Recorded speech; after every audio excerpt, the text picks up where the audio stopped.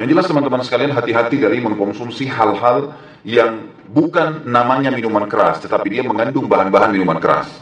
Karena ada hadis Nabi SAW yang berbunyi, termasuk tanda-tanda hari kiamat adalah tersebarnya khamr dan diubahnya namanya menjadi nama yang bukan khamr.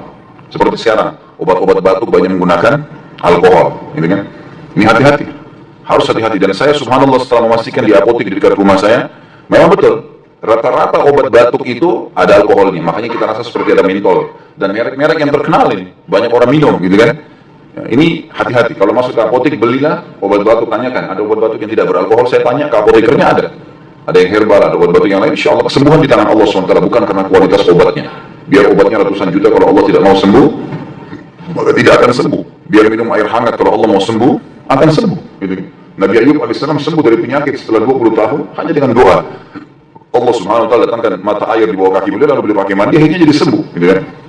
Jadi harus hati-hati dengan hal-hal yang seperti ini, termasuk juga daun-daunan tadi yang saya katakan, apapun yang bisa mengubah keadaan kita, maka tidak boleh sama sekali dikonsumsi.